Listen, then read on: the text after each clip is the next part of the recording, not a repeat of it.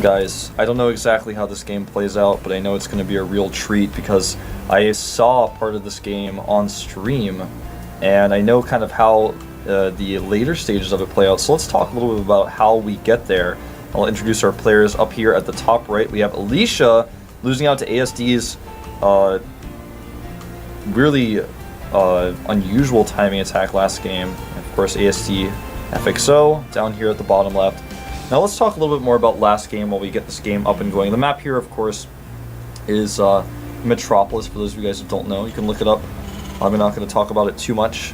I'll talk about it later, but that last game, ASD just stuck with the 4 siege tanks, then started getting Marauders into his composition, and Alicia actually had the perfect composition to deal with it.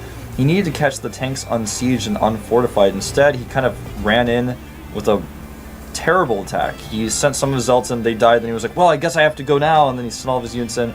And every Protoss who plays at a high level knows exactly the feeling that Alicia had. We've all been there. We've all done that. Okay, we've all had that one moment where the tanks are all sieged up and you're just like, I'm just gonna go. And you just go because you think it makes sense, because otherwise his bunkers are gonna get up, he's gonna have too many units there and you have to break them at that moment.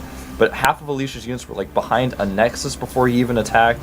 So could have definitely set that up better, could have prepared better. He even had an observer seeing the army coming forward, so definitely had a lot of different ways he could have prepared for that. But either way, we're going to see ASD go for a gasless expand. And he's even going to block with the depot so that the probe can't come in to scout. Probe does scout incorrectly down here at the bottom. I love this little numbering that's been done on this particular map in the main bases. Something unusual to note is that this 4 doesn't say GSL. I guess if you spawn in this one, you're going to lose, you're going to get out of the GSL. This one says GSL next to it. Now something else to note about this map is that there are creep tumors on 2 island expansions. You can't actually see the creep here because we have not been granted vision of it just yet, but there is creep on this entire island. If you kill the tumor, of course the creep will eventually recede. So it's a very difficult island to take, and very rarely do players ever take islands in StarCraft 2. The only island map we had, well, I say island map, it's a map with islands, we had that was really popular was Scrap Station. There was of course Lost Temple for a time, but that wasn't in the map pool for very long. It was taken out. Scrap Station was stuck in the map pool for a lot longer. It was the map that we saw most players take the island on, sometimes with Nidus, sometimes with dropships. You very rarely saw Protoss take the island. But I like island maps, and some people consider them to not be quite balanced because Terran can fly there, so that's why this particular map has the creep tumor here. Nothing else to say. Notice the creep tumor also is placed just 1 hex to the right of the hatchery, so a Zerg player would actually not have to kill the tumor in order to take the island expansion. They could still place the hatchery correctly, if I'm not mistaken. Never seen a Zerg take an island on this map, so I can't say for sure. Now ASD is getting that command center up, of course adding 2 barracks, and will be adding his double gases.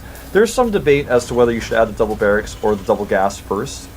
Some people like to add a second barracks and the double gas. I like the double barracks first because in this particular matchup you can get Marines out faster, and you can hit with that 10 to 12 Marine timing where you attack your opponent and punish him if he is not paying attention to his stalkers on the watchtower, or if you would just attack into his natural. Sometimes you can kill probes depending on how good your Marine micro is. There's a timing there.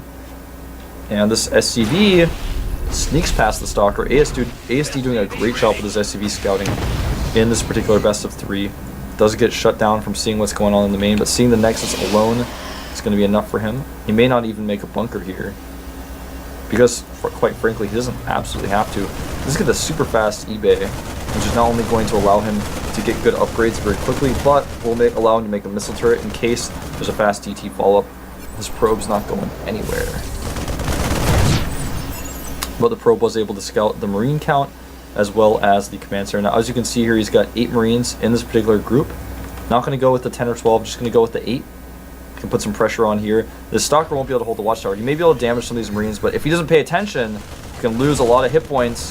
That's exactly what I'm talking about. So I like this pressure from ASD. He wouldn't be able to do this if he didn't add the double barracks before gas.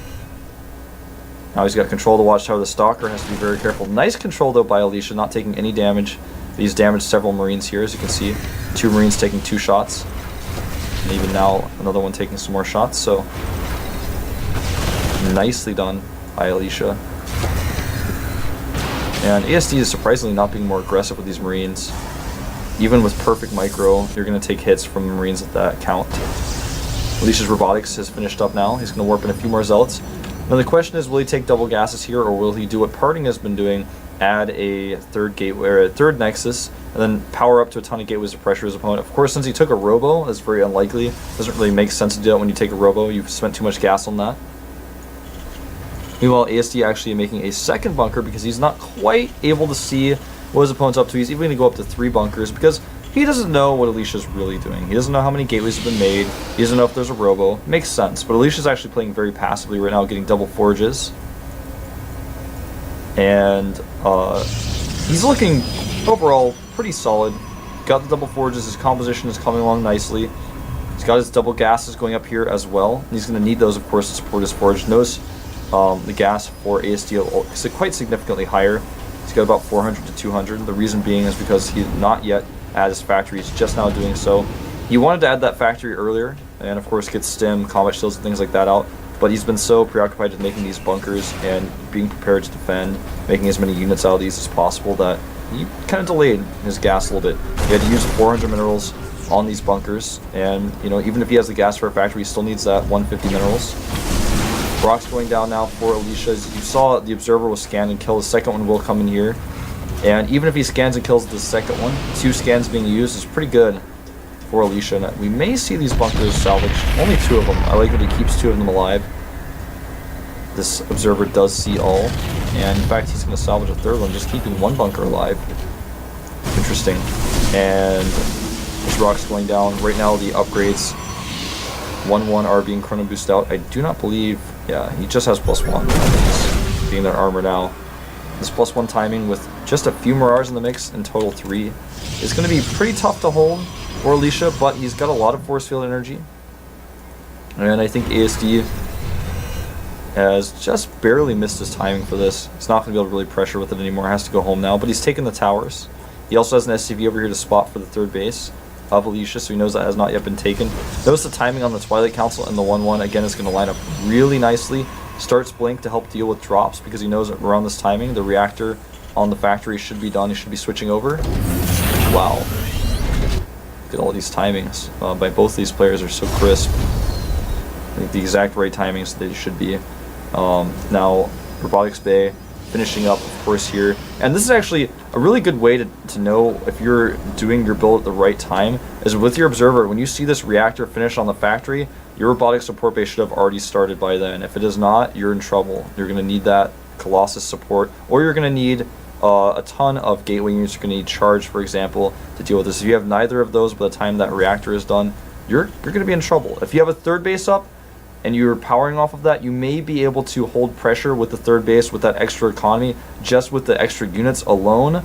But with medevacs out and stim and combat shields, it's going to be pretty tough without Colossi or charge.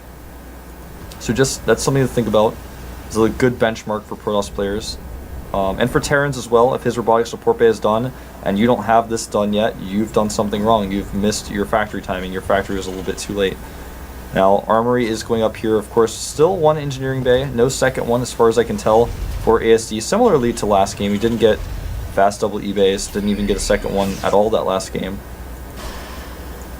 As you can see, the supply is very similar here, 116 to 117. Alicia's 3rd Nexus is getting closer to being finished. As you can see, ASD has his 3rd Command Center almost done as well. And I'm really curious to see, yeah, we're going to see a Ghost Academy here because he doesn't really know what his opponent's up to. He's going to get a little bit of scouting here with this drop.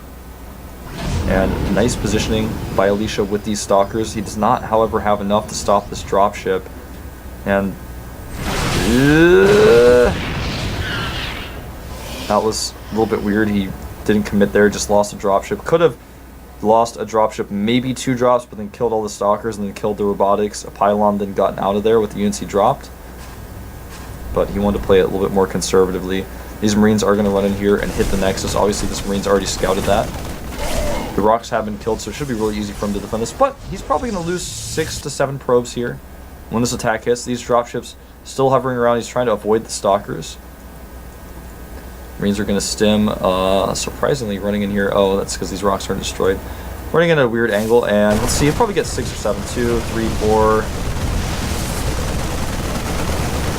5. Just gonna go for the Nexus now. Damaging the shields. Meanwhile, another drop goes off while he's distracted. And he should go for the robotics here. Yeah, absolutely. Gets the robotics. He's already got ghost production on the way. Gonna go for these stalkers as well. And now, as soon as he has no more things to target, he's kind of going to relax on these units. Shouldn't be microing against the zealots. Force his opponent to warp in a really good ratio of units. Now the robotics is dead. Then we go for a Templar Archives, and these units actually scout that. So notice he immediately starts 2 additional ghosts, and he sees it. He's like, oh, okay, so I'm in great shape now. I killed your robo. My Viking count's hovering at a nice 0 here. But all I know is that you can't have any more Colossus. You've got 3 max. In this case, he only has 2. But he knows, okay, you've got 3 maximum. I know the timing of how many Colossi you're going to have. So with no Vikings, I can just use Marauders alone to deal with this. I've got Ghosts out. But look at this. 3-3 on the way for a Pros player, Alicia. 2-2 is on the way now for ASD. So his upgrades are significantly behind. He did get that second engineering bay. So he's going to be able to start 3-3 fairly soon here. But there's going to be a timing window where Alicia has 3-3 and he does not. Robotics has been remade, of course, as well, so he's going to be able to switch into Colossi after this. He hasn't started Storm Research just yet. He's made a few Archons, so 4 High Templar in total have been made. But he's not being aggressive right now. I think he's going to want to hit with his plus 3-3. But where will he hit? That is the question. He could try to attack this angle. This is not a planetary. This is just an orbital. He could try to attack down here, force the liftoff, maybe even target down the orbital, then retreat around the backside, go around here, and then get a better concave at the top of this ramp or something if his opponent tries to chase him. Is right now the supply a little bit better for our Pros player. The army supply as well, just slightly higher. That's fluctuating quite a bit right now. The gravitic drive upgrade being researched now, and that's going to be for his warp prism so that he can hide his Templar in the warp prism, drop storms down, and if you're in a warp prism, you cannot be EMP'd. So that's why more and more players are doing this. This is really smart by Alicia. And I have to say, this game by Alicia has been a lot more impressive than games I've seen of his in the past. Seems like he really does kind of know what he's doing in the late game in this matchup. Can play to a longer game for sure. Our GSL listed 4th base now being taken by Alicia. Factory blocking this location. It's actually okay to take a base at this location though, instead of this one, even though it's a little bit further away.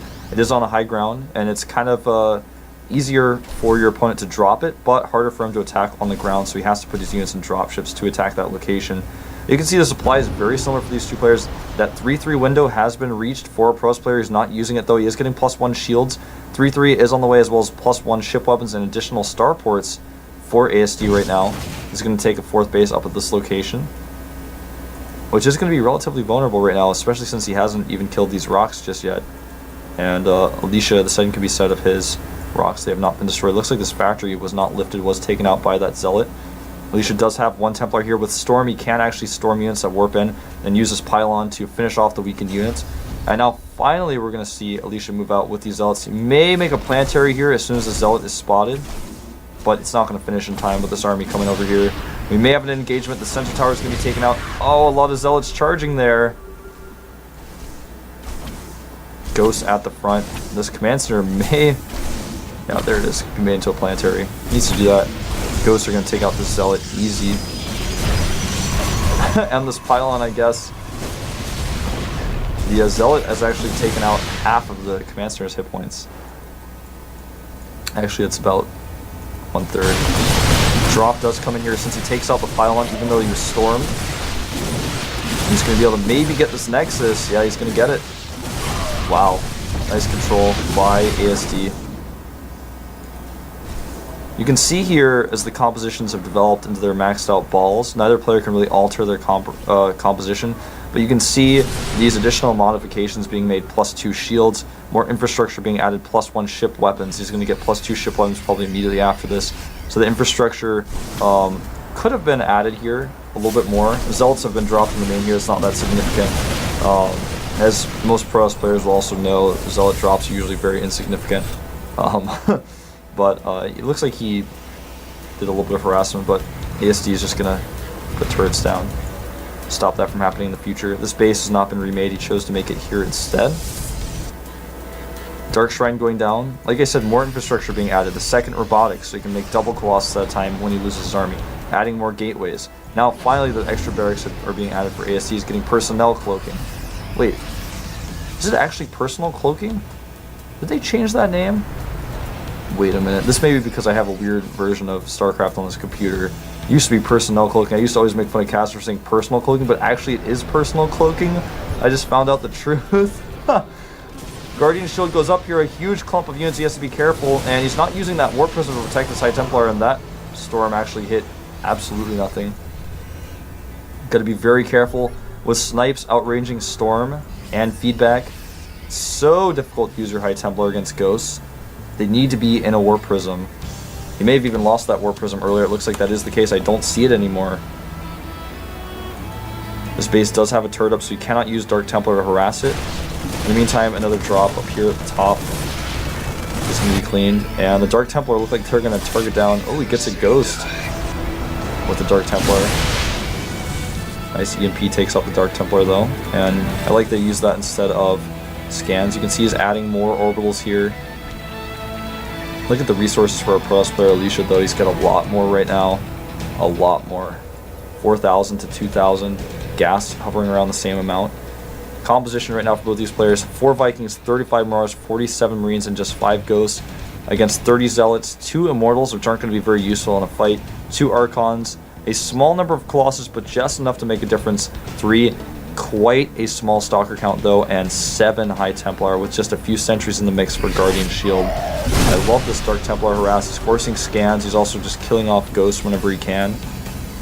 Alicia's not really been able to make his big move yet though.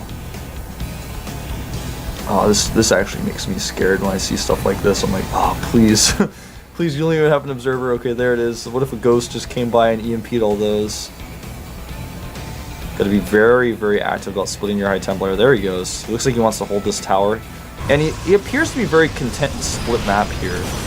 I'm a little bit disappointed that this one drop has been able to do so much. Like, oh my god. He finally takes out the dropship, but he has to cancel his Nexus, cancel whatever that was. Dark Templar will come in here and maybe finish this off. No, it's not going to be enough. Really needed to commit more to dealing with this drop. This drop has been worth 6 drops with how much damage it has done.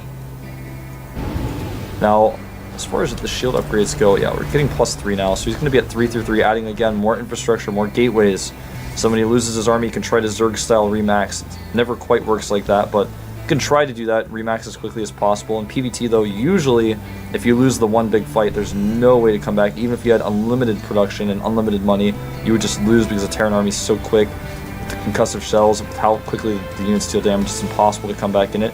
But, I mean, he has no choice. He has 5,000 resources, so you might as well get that infrastructure going here. Trying to make a planetary at this location. And this is actually about the same time I joined into the game last time, but I wasn't able to see how it turned out. I was only in there for a few seconds, so I'm kind of starting to remember this now. Planetary over here, still alive and kicking. The minerals here, each mineral field about 1,100 minerals left. This one very new, very recent. Probably should make an orbital here. It doesn't really make sense to have a planetary since this one's on the high ground. The Zealot is going to come in here and do some harassment. Looks like he's going to take out these turrets to take away some of the map control. Now, what I really like is he's getting +2 for his Vikings and getting his Viking count up. That's for several reasons. That's not just for Colossi, but that's because he knows on a map like this, guess what's here? He's already taken out this creep. He's going to take an island, and when you take islands, you want to have Vikings that are heavily upgraded. Because when he takes this island, he's also going to drop a ton of missile turrets here. He's going to prevent warp prisms. If he has Vikings, that also prevents warp prisms. And how will, if Alicia really needs to do it, how will he assault that base? It's not going to be easy. He's going to target down this planetary. Planetary looks like it's going to get 1 kill. Oh, the planetary survives. 2 kills there. Clutch Mule to repair. Dark Templar has been dropped in here. There is detection, but no actual units to deal with this. Do some harassment, going to take this out with +3 on the Dark Templar, can kill these structures very quickly. A little bit surprised ASD hasn't started getting, with these types of resources, hasn't started getting high-sec auto-tracking. Has not gotten that upgrade yet, has not gotten building armor, for example. These types of upgrades are really useful in this type of situation where you start building planetaries to control choke points. Warp Prism did spot the command center, but actually did not take any action. Oops. That was cancelled. So this is a pretty epic game. I'm trying to be as educational as possible in this game. Obviously, both players have added a ton of infrastructure. That's what you have to do. You just have to keep adding that infrastructure. 3 more starports going up. Fusion core going up. Will he use that fusion core? Probably not, but he has to have that. He just has to. He's got the resources for it, and if it ever becomes appropriate to make battle cruisers, he needs to be able to do that. And that's exactly what he's going to do. He's actually going to be able to produce 4 battlecruisers with +3 ship weapons if he wants to. That actually makes a lot of sense. Will he ever really be able to do that? Will there be a situation where he loses enough supply where he can produce 4, 5, 6 battlecruisers at a time? Probably not, but if he does, he can do that, and he's going to have really good upgrades on his battlecruisers. He's also going to be able to make Vikings to control this area, which cannot really be assaulted by any other unit than a carrier. Well, this isn't going to work. Oh. ASD's like, no, I already thought of that. Of course you can't drop me like that. He may be able to get a Dark Templar in here. This is going to be intense. Meanwhile, another battle in the middle. Nice cloaking there. Highlight this as we go on and watch this battle. That Archon barely escapes with his life. Meanwhile, drops the DTN. That's one way to do it. I guess you can force your way in that way. And there aren't very many here. All he has to do, though, is lift up the orbital. He will lose his SCVs, but he doesn't care about those anyways. He can just drop mules there instead. Interesting choice to go for all the turrets, which can easily be remade. Kind of weird. It could follow up, though, with another larger drop, warp in Stalkers. Problem is he's maxed out, so he couldn't warp in anything even if he wanted to. This is a very unique situation, guys. And I think the most to learn from this game is how do you transition when you cannot engage your opponent? You may lose the game just by doing so. How do you transition? What do? You take the map, you take all these Nexi. How many probes has he made? No more than 68. Why? Because if he makes any more, it takes away from his army size. So he doesn't need any more than 68 probes. 70 to 80 max. If you go more than 80, you need to kill some of your probes. And in the positioning of ASD here, notice he's only got 44 SCVs. He could afford to even go down to like 25 if he wants to with the resources he has and with the ability to drop mules. You're going to see some more heavy harassment here, so it looks like it did kind of pay off. He was able to kill the turrets, but with this drop here, and with all these turrets for vision, looks like ASD with Stim is going to be able to easily clean this up. If Alicia wants to warp in more units, he has to wait until his initial units die. So it looks like he is barely going to be able to force a liftoff of this command center. Meanwhile, Alicia has 4 High Templar here with a lot of energy, sniped. He's actually been cloaked. Is there an observer? I do not think so. Uh-oh. No observer nearby. He is going to retreat. I'm still not seeing any observer there, though, and this could be really bad. Looks like ASD's not going to commit to following up, though. He is going to be able to take this Nexus out easily with just 4 Mirage. Even with the cannon there, these Mirage have 3/3 upgrades. They can even ignore the cannon and attack from behind. And the liftoff has been forced here. ASD not reacting quickly. Kind of embarrassing that he hasn't been able to hold this island. It's so hard to assault an island. He has not been able to defend that. And he may try to use the Warp Prism to defend this base, but that's not going to work. He's actually going to drop into the main and start taking out some of these turrets. So a lot of different harassment going on here by our Protoss player. Alicia doing some damage with this Stalker to these Vikings. By the way, 3 nukes are out. Just thought I'd mention that. So he's got 3 Ghost Academies. Like I said, the key in these late games is adding the infrastructure. Alicia has added a ton of gateways. I'm not going to find all of them, but I'll click on as many of them as I can here. Just going through, he's got so many. So he can rewarp in units. He's got a ton of money. I'd like to see him add Stargates as well. Start going to Void Rays perhaps, or Carriers if he wants to. Again, he wants to go down to about, I would say 25 SCVs is pretty ideal. He's gone down to 33 here. You can see long distance mining going on for Alicia as that Nexus was killed. He doesn't even absolutely have to remake it right now with 12,000 resources in the bank. I think this game is still going to go down to one big composition. Oh, a great EMP. And this one engagement may be the deciding battle here. As you can see, though, look at how quickly with the infrastructure that Alicia made, he can just remake his Zealots. The last Colossi do fall, but the Vikings are now fairly useless. Really good micro by ASD. There's so many Zealots here, though.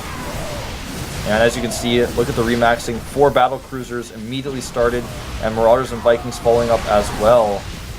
It looks like Alicia is going to win this fight with this small group of units, but with those battle cruisers on the way, how much of an answer does he really have? Let's look at the Stalker count. He's got 5 Stalkers out. He's got a few High Templar. Remember, the High Templar are going to be able to feedback the battle cruisers to do some additional damage. These battle cruisers have +3 weapons. They're going to be heavily upgraded, even with the armor on the Zealots and on the Stalkers, even with the shield upgrades. The battle cruisers will tear through anything. The only thing that can stop battle cruisers will be Void Rays or perhaps just a large Stalker count with feedback support. But he has no answer for these battle cruisers. Ship plating being researched now. He's got the resources to do it. He doesn't have as many resources as Alicia, but he's getting there. And I really wonder How much energy is he actually spending all of his orbital energy? It seems crazy that he doesn't have more resources at this point. If you look at the income tab, you can see he's got a significantly larger income right now, and I feel like he's had that for some points in the game. It looks like he's going to use Marines now to secure this base. Kind of surprised he was not able to hold on to that one earlier. Or Prism not going to be able to get in there. So this is late game TVP, late game on a large map. How to do it: add compositions or add infrastructure to alter your composition when your army dies. Be prepared to remax in one way or another. Obviously Zerg players know how to do this, but you don't often see situations like this in this matchup. Usually one big fight decides everything. But if you're Alicia in this case, I hear a nuke. I don't know where it is. If you're Alicia in this case, obviously, there it is. You're going to want to be able to remake 20 zealots at a time. If you're ASD, you want to be able to make nukes, you want to be able to make battle cruisers, you want to be able to remake marauders, you want to be able to do everything. You want to be able to make your army back up to 200 instantly with a few clicks of your finger. And Terran's the hardest race to do that with. I do not believe he's been able to see battle cruisers. He knows probably with this, he's like, okay, I think I know what's going on.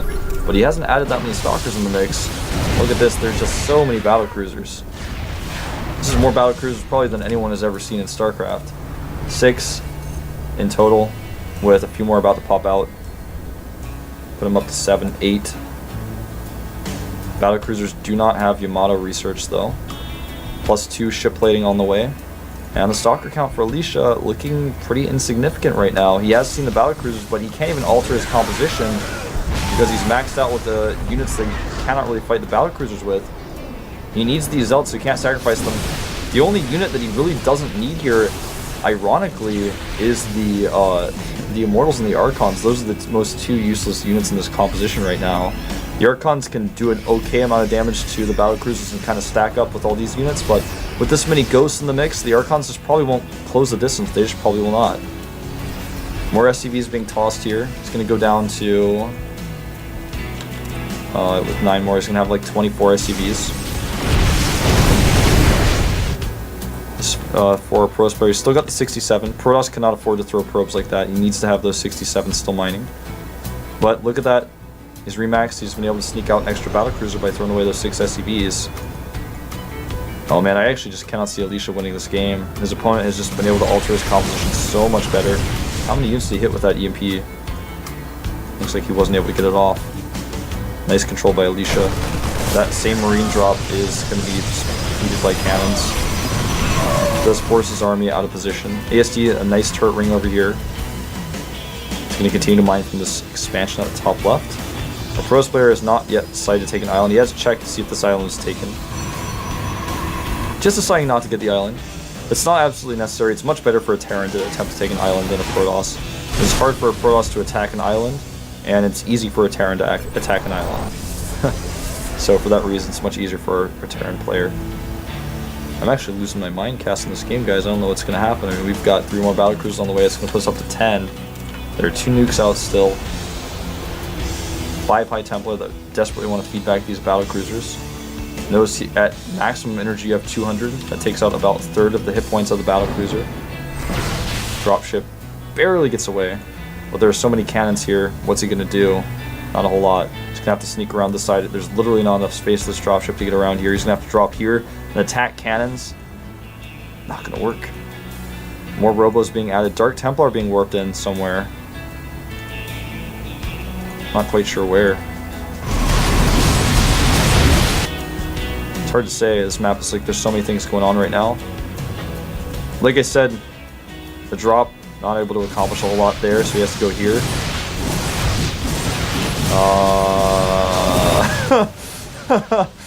I guess you can trade 3 High Templar for 3 Marauders. All those units out of position, he's going to attack into these cannons. Alicia just being outplayed here. That is that. Cannons going down. Island going down. This next will go down, but even though he's losing this income, he's still got so much more. The key is going to be when if he loses all of these stalkers, he just has no answer for these battlecruisers. No answer for these 2 3-3 battlecruisers. These are desperately making cannons over here. That's not going to work. He may actually have to just GG here after he fights this. The Archons are going to be so key at doing some extra damage here because he just has no anti-air. Stalker's being EMP'd, and I think ASD is just going to end this game. He's storming rather than feedbacking. That doesn't make any sense. Like, actually makes less than no sense. And I feel like Alicia has never dealt with this situation before.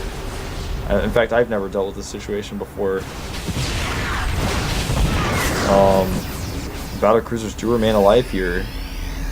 As far as supply goes, though, ASD has taken a slight lead. He's got another large ground army to support these battle cruisers coming in. Stalkers can't right-click target these down because then the Marauders will just kill them. This army for wow, Alicia's actually going to go for Archons here to try to do some extra splash damage. He does now, since he's cleaned up a lot of the ground army, that might work. Some snipes going off, and these battle cruisers are now completely undefended. I'm a little bit surprised at how ineffective these battle cruisers are seemingly being in this fight. But see, it looks like, oh, he's just going to kill these battle cruisers. They don't have support, but the answer is no. The battle cruisers are actually fine. He doesn't even have Yamato. He could be feedback, but he used Archons instead of using feedback on these battle cruisers. Some of these battle cruisers would die literally to a feedback. And it's looking like actually he's going to break through here. There we go. There are the feedbacks. That's what he's been needing. And it looks like he's actually going to break through and win this game, surprisingly so. I've learned a lot from this game about how good battle cruisers are, but how feeble they are with no ground support. And GG, wow, a very entertaining and educational game there that I almost lost my mind casting. ASD does GG, and we're going to go into Game 3. So go down below the screen, click on that Game 3 button on the VOD, and watch me there.